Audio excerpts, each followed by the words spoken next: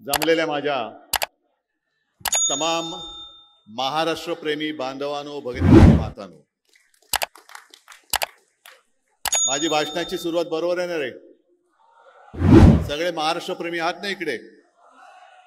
कारण ही निवडणूक महाविकास आघाडी आणि महायुती अशी नाहीये, तर महाराष्ट्र प्रेमी आणि महाराष्ट्र द्रोही यांच्यामधली ही लढत आहे. आपण सगळेजण महाराष्ट्र प्रेमी म्हणून एकवटलेलो आहोत आणि पलीकडे सगळे महाराष्ट्र द्रोही आहेत. मी एवढ्यासाठी महाराष्ट्र द्रोही त्यांना म्हणतोय की एक तर आपलं चांगलं चाललेलं सरकार गद्दारी करून पाडलं. जी गद्दारी महाराष्ट्राच्या रक्तामध्ये नाही ती त्यांच्या रक्तामध्ये आहे, म्हणून ते पहिले महाराष्ट्र द्रोही आहेत. त्याच्यानंतर महाराष्ट्राच्या हक्काचं जे काही होतं आणि आहे ते ओरबाडून कुठे नेत आहेत? जिथे नेत आहेत तिथपर्यंत आवाज गेला पाहिजे. कुठे नेत आहेत? मग तुमच्या हक्काचं ओरबाडून तिकडे नेत आहेत. मग हे महाराष्ट्र प्रेमी होऊ शकतात? आणि म्हणूनच मी मैदानात उतरलेलो आहे. मला अभिमान आहे एका गोष्टीचा की महाविकास आघाडी आता एवढी मिळून मिसळून काम करते. इकडे आपलं तुपलं काही नाहीये. जे काय करतोय आपण ते महाराष्ट्राच्या हिताचं करतोय. आणि वानखेडेजी, मी तुम्हाला खास धन्यवाद देतोय. गेल्या वेळेला तसं पाहिलं तर लोकसभेची ही जागा ही सातत्याने तुम्ही शिवसेनेला देत आलात, निवडून शिवसेनेला देत आलात. ठीक आहे, 19 साली जरा गडबड झाली. गद्दाराने तिकडे आधीच वाट लावली होती. आपला चांगला असलेला बालेकिल्ला त्याला त्यांनी तडा मारला, जागा गेली. पण जेव्हा यावेळीची निवडणूक आली आणि काँग्रेसने मागणी केली, मी म्हटलं ठीक आहे, उमेदवार कोण? ते म्हणाले आमचा चांगला उमेदवार आहे. म्हटलं कोण? त्यांनी वानखेडेजी तुमचं नाव सांगितलं आणि मी एका क्षणात सांगितलं दिली. एका क्षणात सांगितलं, कारण माणूस मला माहिती आहे. विधिमंडळामध्ये काम करणारा माणूस, माझ्या सोबत काम करणारा माणूस, आणि असा चांगला माणूस जर देशाच्या लोकसभेत जात असेल तर उगाच मी खेचाखेची कशाला करू? त्यांना जागा दिली. फक्त म्हटलं निवडून याल ना? ते म्हणाले साहेब 101 नाही, त्याच्यापेक्षा जेवढे टक्के लावाल तेवढे लावा, मी निवडून येणार. आणि आपण सगळ्यांनी कमाल केली. आपल्या हक्काच्या माणसाला दिल्लीत पाठवला. आणि त्याच्यानंतर आता त्यांना पुन्हा धन्यवाद एवढ्यासाठी देतोय. म्हटलं लोकसभा तुम्हाला दिली, म्हटलं आता मला काहीतरी पाहिजे. बरोबर ना रे? मग दर्यापूर पाहिजे. आणि त्यांनी म्हणजे काँग्रेसने सुद्धा एका क्षणाचाही विलंब न होता सांगितलं साहेब नुसती देणार नाही तर निवडून आणून देणार.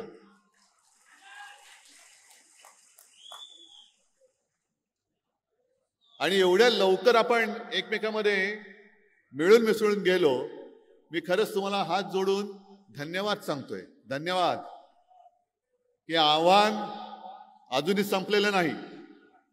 लोकसभेला आपण दाखवून दिलं, महाराष्ट्राने दाखवून दिलं.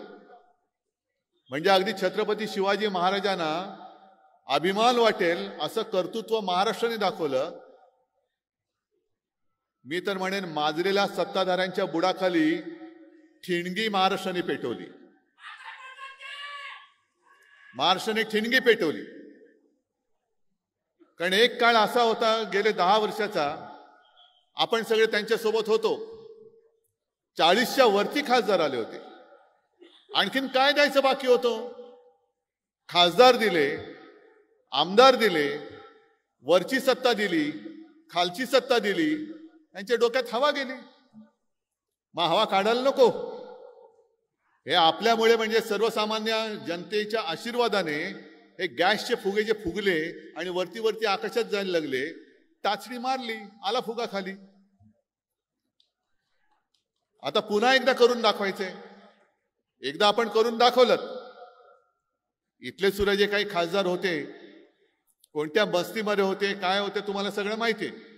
पण एका साध्या व्यक्तीने तुमच्या सगळ्यांच्या आशीर्वादाने तो जो एक गर्व होता, अहंकार होता, मी तर म्हणेन त्याला पायदळी तोडून टाकला, त्याचा सुपडा साफ करून टाकला. हेच कर्तृत्व याही वेळेला करायचंय. पुन्हा एक साधा माणूस आपण दिलेला आहे. गजाननाच्या हातामध्ये मशाल दिलेली आहे आणि समोर कोण उभा आहे? हे ज्याने आपल्याशी गद्दारी केली आहे. बघा कसा मर्दगडी आहे. आशीर्वाद पाहिजे तुमचे, मत पाहिजे तुमचं, आमदार झाला पाहिजे. बरोबर ना? ठीक.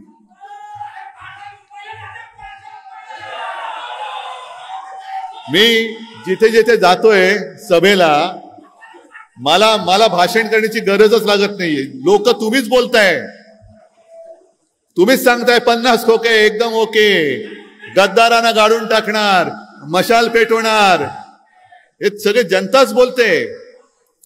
आणि खरंच आहे, गेली 2.5 वर्ष जी आपली जखम या गद्दारीने आपल्या जो वार केला, ती भळभळती जखम घेऊन आपण वाट बघत होतो की कधी एकदा वेळ येते आणि यांचा आम्ही सूड उगवतोय.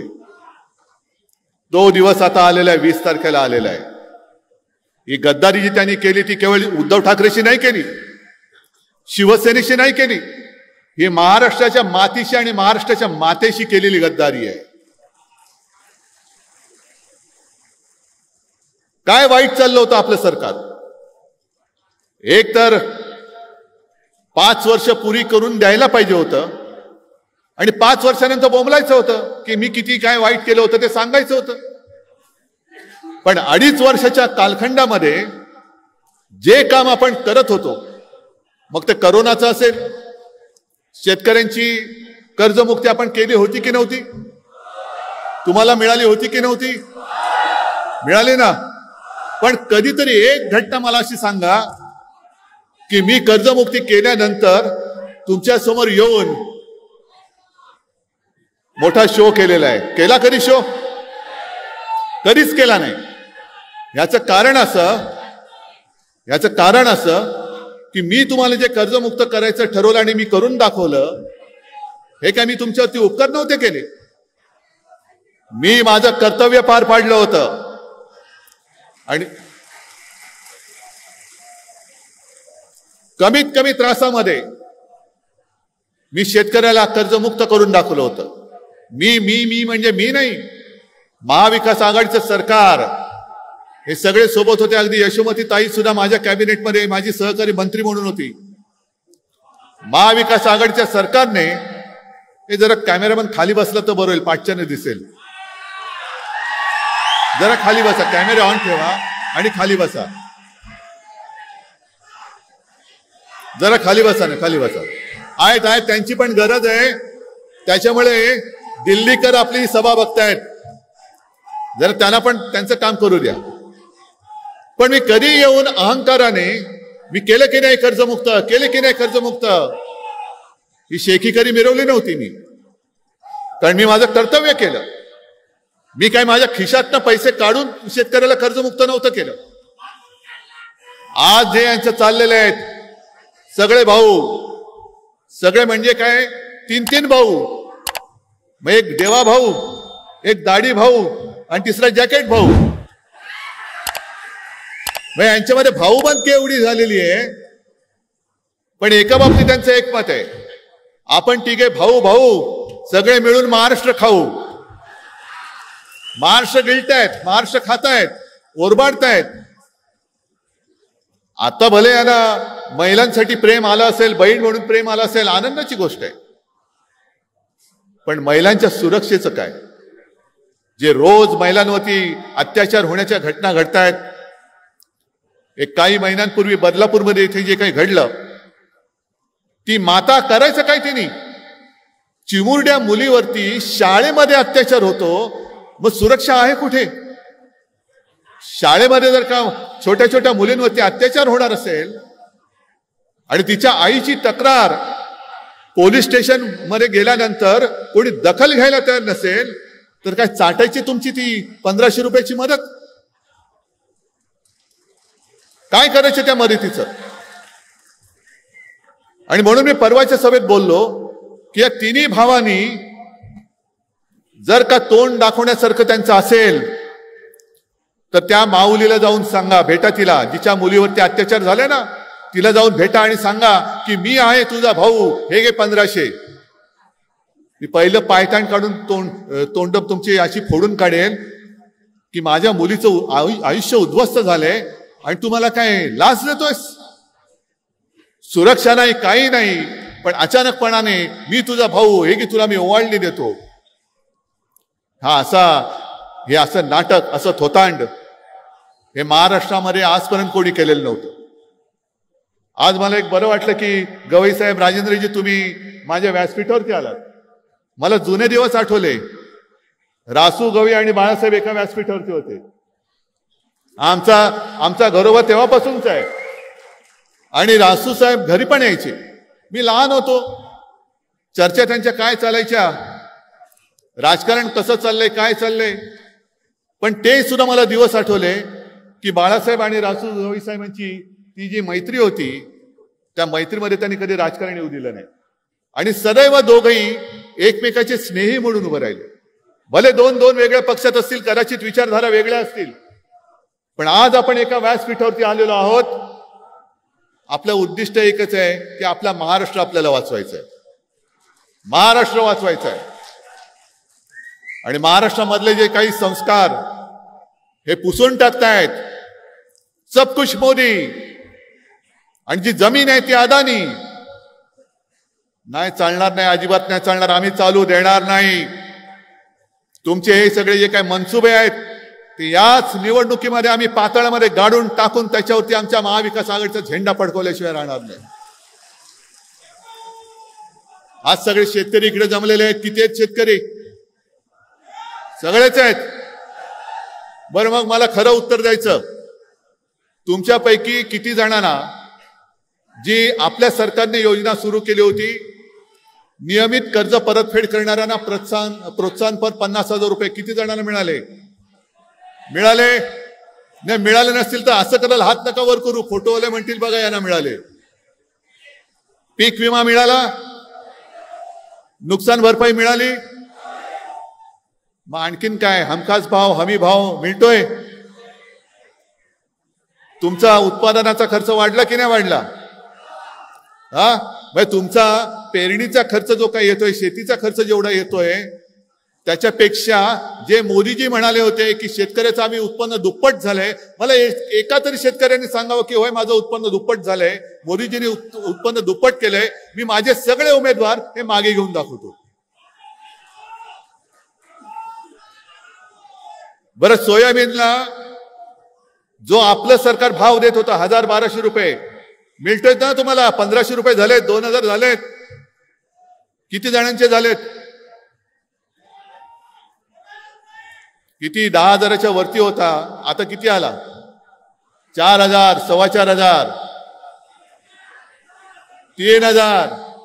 म्हणजे उलटी गिनती सुरू झालेली आहे. कापूस खरेदी होतोय, डाळ होते, सोयाबीनचे भाव पडतायत. कारण केंद्र सरकार जे आहे ते डाळीला आयात शुल्क न लावता आयात करायला परवानगी देते. सोयाबीनचं सुद्धा तेच चाललेलं आहे. म्हणजे आपल्या डोक्यावरती, आपण इथे अमरावतीत जरी त्यांचा पराभव केला तरी इतरत्र देशामध्ये ते जे काही त्यांना तुटपुंज यश मिळालं, अजूनही ते महाराष्ट्रावरती अन्याय करतायत. परदेशातून डाळी आणतायत, इथल्या माझ्या शेतकऱ्याचा डाळीचा भाव पाडून टाकतायत. परदेशातून तेल आणतायत, इकडे माझ्या सोयाबीनचा भाव पाडून टाकतायत. कापूस असाच चढतोय. खरेदी केंद्र अजून सुरू होत आहेत, नाही होत. खरेदी केंद्र सुरू झालं तर म्हणतात तुझा कापूस ओला आहे. हे भले बसले त्या कापसाच्या गादीवरती राज्य करत, यांच्या गादीतला कापूस आता तुम्हाला काढावा लागेल. गादीतला कापूस काढा पहिल्यांदा. मग काय दिलं काय तुम्ही महाराष्ट्राला? आमचं सरकार तुम्ही पाडलं. मी म्हणे बाळासाहेबांचे विचार सोडले. काय सोडले होते विचार? मी हिंदुत्व सोडलं वाटते तुम्हाला कोणाला? पण यांचं म्हणतील, भाजप जे म्हणेल ते हिंदुत्व मी मानायला तयार नाही, अजिबात तयार नाहीये. कारण आमचं हिंदुत्व असं आहे की हृदयामध्ये राम आणि हाताला काम देणारं आमचं हिंदुत्व आहे. घरातली चूल पेटवणारं आमचं हिंदुत्व आहे, घर पेटवणारचं हिंदुत्व, घर पेटवणारं हिंदुत्व मला मान्य नाहीये. तुम्ही मारामाऱ्या लावतायत, हिंदू मुस्लिम वाद करतायत, हिंदूंमध्ये पुन्हा मारामाऱ्या, मराठीमध्ये मारामाऱ्या. कशाला? नुसती सत्ता पाहिजे म्हणून? अरे चांगलं काम केलं असतं ना तर या जनतेने तुम्हाला आज सुद्धा डोक्यावर घेऊन नाचले असते, तुम्हाला काही करण्याची गरज, थापा मारण्याची गरजच लागली नसती. जर तुम्ही माझ्या शेतकऱ्याला आत्ता सांगताय तुम्ही कर्जमुक्त करणार, मग 2.5 वर्ष कशाला अंडी उभवलीत? आता तुमच्या सगळ्या योजना बाहेर पडतायत, महिलांना आम्ही अमुक देऊ, युवकांना तमुक देऊ. मग काल परवापासून मी जाहीर केलेलं आहे, जसं मनोहर जोशी मुख्यमंत्री असताना आपण 5 जीवनावश्यक वस्तूंचे भाव, मग त्याच्यामध्ये तेल, साखर, डाळ, तांदूळ, गहू, हे 5ही जीवनावश्यक वस्तूंचे भाव माझ्या शेतकऱ्याचं 1 रुपया सुद्धा नुकसान होऊ न देता मी त्याचे भाव स्थिर ठेवून दाखवणार आहे. शेतकऱ्याचं नुकसान होऊ देणार नाही. शेतकऱ्याला त्याचा हमी भाव असेल, नुसता हमी भाव नाही, मी तर म्हणतो त्याला हमखास भाव देऊन मी माझ्या बाकीच्या जनतेला 5 जीवनावश्यक वस्तूंचे भाव स्थिर ठेवून दाखवेन. आता काही जणांची काही स्फूर्तीस्थानं असतात, प्रेरणास्थानं असतात. मी परवा जाहीर केलं आणि मी आज तुम्हाला प्रश्न विचारतोय. आपलं सरकार आल्यानंतर मी महाराष्ट्राच्या प्रत्येक जिल्ह्यात आणि सुरतेला सुद्धा छत्रपती शिवाजी महाराजांचं मंदिर उभारणार आहे. तुम्हाला मान्य आहे की नाही? अरे हे दैवत जर का झालं नसतं तर मोदीजी तुम्ही दिल्ली बघितलीच नसती. आज हे काय थया नाचतायत, कोणाच्या जीवावर नाचताय? छत्रपती शिवाजी महाराजांचा तुम्ही ईव्हीएम सारखा उपयोग करता. निवडणुका आल्यानंतर गेल्या लोकसभेच्या आधी काय मोठे वाजत गाजत आमचे पंतप्रधान आले होते, कोकणात गेले आणि तिकडे पुतळा उभारला. म्हणजे सिंधुदुर्ग जो छत्रपती शिवाजी महाराजांनी बांधलाय, 350-400 वर्ष झाली तरी सुद्धा तसाच त्या सागरांच्या लाटेला तोंड देऊन तो सिंधुदुर्ग उभा आहे. आणि मग यांनी घाईघाईने तो नौदल दिन साजरा केला, एक पुतळा उभा केला आपला छत्रपती शिवाजी महाराजांचा. 8 महिन्याच्या आत तो पुतळा कोसळून पडला. 8 महिन्यात आमच्या दैवताचा पुतळा पडतो. पण केवळ आणि केवळ निवडणुका लोकसभेच्या तोंडावर होत्या म्हणून आम्ही छत्रपती शिवाजी महाराजांचे भक्त आहोत, आम्हाला मतं द्या म्हणून तुम्ही ते नाटक केलं. अशुभ हाताने उभारलेला पुतळा महाराजांना सुद्धा ते सहन नाही झालं. पण तुम्ही नालायकांनो त्या पुतळ्यामध्ये सुद्धा पैसे खाल्लेत, भ्रष्टाचार केला आणि माझ्या दैवताचा पुतळा पडला तरी तुम्हाला त्याची किंमत नाहीये. या वाक्याला आणि या शब्दाला सुद्धा गेल्या निवडणुकीत निवडणूक आयोगाने माझ्यावरती आक्षेप घेतला होता. जय भवानी बोलायचं नाही, जय शिवाजी बोलायचं नाही. मग काय तुमच्या त्या बोगस लोकांच्या नेत्यांच्या नावाला आम्ही जय जयकार करायचा? आम्ही जय शिवाजी बोलणार, जय शिवराय बोलणार, जय भवानी बोलणार, जय भीम बोलणार. कारण ही सगळी आमचे दैवत आहेत. शाहू फुले आंबेडकर, छत्रपती शिवाजी महाराज यांनी केवळ महाराष्ट्राला नव्हे तर देशाला एक दिशा दिली. पण मी शिवाजी महाराजांचं मंदिर प्रत्येक जिल्ह्यात उभारणार, अगदी सुरतला सुद्धा उभारणार म्हटल्यानंतर देवेंद्र फडणवीसांनी मला आव्हान दिलं. आव्हान माहितीये का? आव्हान दिलं. आव्हान माहितीये का काय? मुंब्र्यात ह्यांचं मंदिर बांधून दाखवा. अरे मुंब्रा आमचाच आहे काय? पाकिस्तानात आहे मुंब्रा? मुंब्र्याच्या प्रवेशद्वारावरती छत्रपती शिवाजी महाराजांचा, जिजाऊचा, तुकाराम महाराजांचा, सावित्रीबाई फुलेंचा पुतळा आहेच. पण देवेंद्र फडणवीसांना मला सांगायचंय की जसं मोदींनी आपल्या नवीन पटनायकांना सांगितलं होतं की जिल्हे की राजधानी बताओ, मला कळलंच नाही, मी मुख्यमंत्री होतो पण जिल्ह्याला राजधानी असते. तसं फडणवीसांना माहिती नाही की मुंब्रा हे ठाणेमध्ये येतं आणि त्या ठाणे जिल्ह्यामधला एक गद्दार तुम्ही मुख्यमंत्री म्हणून तुमच्या डोक्यावरती बसवला. त्याच्या जिल्ह्यात जर छत्रपती शिवाजी महाराजांचं मंदिर तुम्ही नसाल बांधू शकत तर मी बांधून दाखवतो. आणि गद्दाराच्या हातातनं ते मंदिर होऊ पण शकत नाही. पण महाराजांचं मंदिर उभारतो म्हटल्यानंतर काय अंगाची लाई झाली, तीळ पापड झाला. महाराजांचं मंदिर बांधणार म्हणजे काय होणार? मग दुसरा प्रश्न मी त्यांना विचारतो की तो राजकोटला जो पुतळा तुम्ही उभारला होतात वाऱ्यामुळे पडला. आमच्या मुख्यमंत्र्याची दाढी नाही हलत वाऱ्यानी. हा दुसऱ्या जॅकेटवाल्या भाऊचं जॅकेट नाही हलत. देवेंद्र भाऊंचं काहीच हलणं शक्य नाही. पण मग दुसरा प्रश्न त्यांना मी विचारतो की पुतळा पडल्यानंतर दुर्घटना घडल्यानंतर ठीक आहे, अजितदादांनी माफी मागितली, अगदी मोदींनी सुद्धा बडे जसं धमकी देतात तशी गुरमीमध्ये माफी मागितली. पण देवेंद्र फडणवीसांनी अजूनही माफी का मागितली नाही? महाराजांचा पुतळा पडल्यानंतर या प्रश्नाचं उत्तर देवेंद्र फडणवीस तुम्ही पहिलं द्या. काय वाटेल ते बोलायचं? हे असं राजकारण तर चालूच राहील. पण आज मी सकाळी जसं परवापासून मी सुरुवात केली तसं आजपासून मी एक नवीन सुरुवात केलेली आहे. हा एक वचननामा खिशात ठेवील असा, त्याचं प्रकाशन मी केलं आणि मग मी तुमच्या समोर आलो. म्हणून मला यायला थोडा उशीर झाला. काल महाविकास आघाडीच्या पंचसूत्रीचं प्रकाशन झालं, जनतेच्या चरणी आम्ही ते सादर केलं. पण मला असं वाटलं की महाविकास आघाडीचा वचननामा जो आहे, जाहीरनामा जो आहे, त्यातल्या काही गोष्टी आणि अधिक आपल्याला काही गोष्टी वाटतात ह्या माझ्या जनतेला आपण का द्यायच्या नाहीत? आणि म्हणून जो महाराष्ट्र आता हे लाचार करायला निघालेले आहेत, एक तर महाराष्ट्राला भिके कंगाल करायला निघालेले आहेत. काय त्यांची एक घोषणा आहे, बटेंगे तो कटेंगे. अरे बघतो ना कोण काटेंगे, कोण येते काटायला बघतो मी. पण भाजपचा जो काय अजेंडा आहे कि बटेंगे आणि कटेंगे नहीं, हम महाराष्ट्र को लूटेंगे और हमारे दोस्तों को बांटेंगे. हम बांटने नहीं देंगे, हम लूटने नहीं देंगे. आम्हाला तोडायला देणार, आम्ही तुटू देणार नाही, आम्ही लुटू देणार नाही. माझा महाराष्ट्र मी स्वावलंबी महाराष्ट्र आणि सर्वोत्तम महाराष्ट्र करून दाखवल्याशिवाय राहणार नाही, ही शपथ घेऊन मी मैदानात उतरलेलो आहे. आता हे एवढंच जे आहे हे कागदावरती काही छापलेलं नाही, ही माझी वचनं आहेत. आणि त्याला मी मुद्दामून असं म्हटलेलं आहे की कुटुंब प्रमुखाचा वचननामा. तुम्ही मला जे काही कुटुंब प्रमुख मानता, करोनामध्ये तुम्ही मला जी साथ सोबत दिली म्हणून आपण महाराष्ट्र वाचवला. मोदीजींमुळे किंवा फडणवीसांमुळे महाराष्ट्र नाही वाचला, आपल्यामुळे महाराष्ट्र वाचलेला आहे करोनामध्ये. आणि म्हणून मी एक कुटुंब प्रमुख, कारण महाराष्ट्र हे माझं कुटुंब आहे. महाराष्ट्राचं कुटुंब ही माझी जबाबदारी आहे आणि ती एकदा मी घेऊन दाखवले. यापुढे सुद्धा तुमच्या आशीर्वादाने केवळ मुख्यमंत्री म्हणून नाही तर महाराष्ट्रासाठी हिताचं जे करणं गरजेचं असेल ते मी केल्याशिवाय राहणार नाही, ही शपथ घेऊन मी मैदानात उतरलेलो आहे. मग याच्यात काही गोष्टी आहेत आणि त्याच्या पाठी एक नवीन टेक्नॉलॉजी आहे, QR कोड.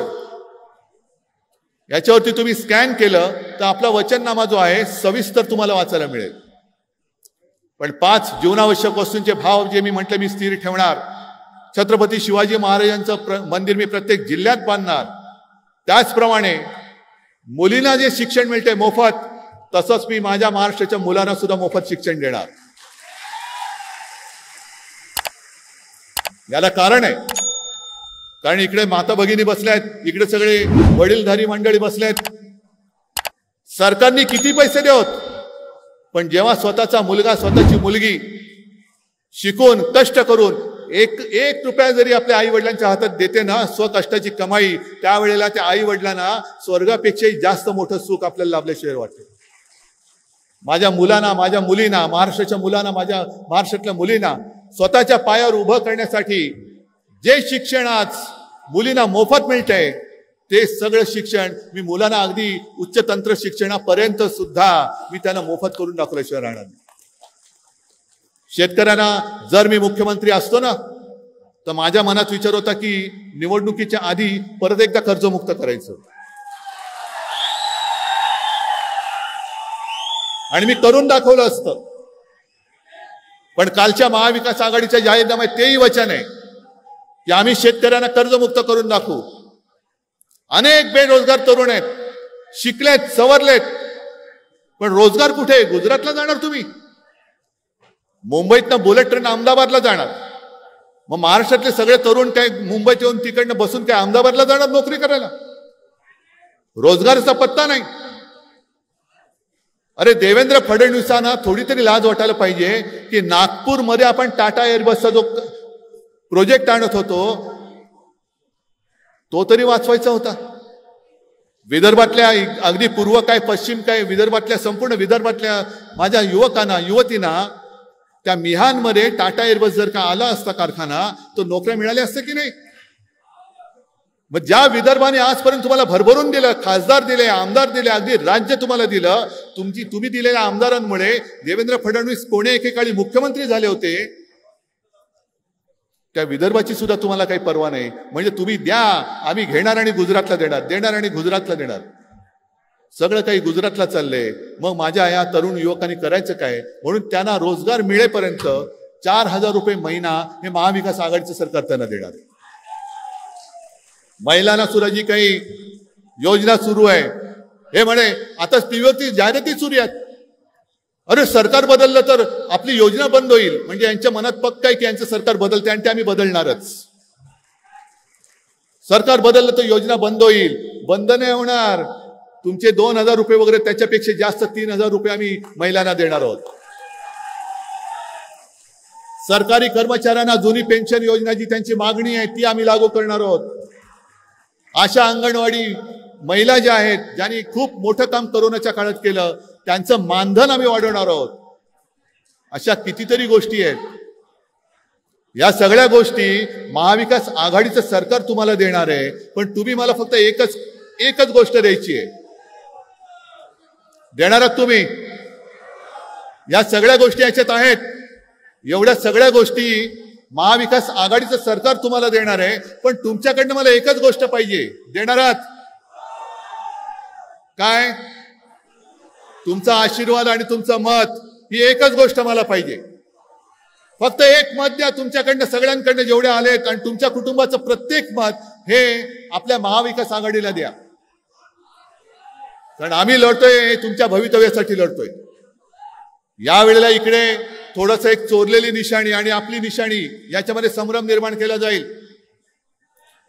कारण त्यांना मतं खेचण्यासाठी नेता कोणच नाही. मोदींचं नाणं आता वापरून वापरून गुळगुळीत झालंय. मोदींच्या फोटोवरती मत मिळत नाही. मग त्यांना आता आपल्या शिवसेना प्रमुखांचा फोटो लावावा लागतोय. संभ्रम निर्माण करतायत. पण आपली निशाणी आता कोणती आहे? पोचले, हृदयात पोचले, घरामध्ये पोचले. आणि शपथपूर्वक तुम्ही मला सांगताय की होय आम्हाला ही मशाल निशाणी कळलेली आहे, आम्हाला पटलेली आहे. आणि मशाल निशाणी मी जाणीवपूर्वक घेतली. कारण हा सगळा खोट्याचा जो काही कारभार चाललेला आहे, हा खोट्याचा कारभार जाळून भस्म करण्यासाठी म्हणून मी मशाल तुमच्या हातात दिलेली आहे. तुम्ही आम्हाला डिवचलात, महाराष्ट्राचा स्वाभिमान डिवचलात, महाराष्ट्राच्या अस्मितेला तुम्ही तुच्छ लेखलात, महाराष्ट्राला तुम्ही तुमचं पायपुसणं समजायला लागलात. याद राखा, छत्रपती शिवरायाचा महाराष्ट्र हातात मशाल घेऊन तुमच्या कारभाराला आम्ही चोड लावून पेटून दिल्याशिवाय राहणार नाही. आणि दर्यापूर आणि अमरावती हा आपला बालेकिल्ला. आणि तुम्ही माझं पक्ष चिरलं, चिन्ह चोरलात. पण बघा ना आज माझ्या बरोबर किती लोक आलीत. तुम्ही एकटे पडलात, बाकी जनता माझ्या सोबत आली. जनता माझ्या सोबत आलेली आहे. आणि आपला उमेदवार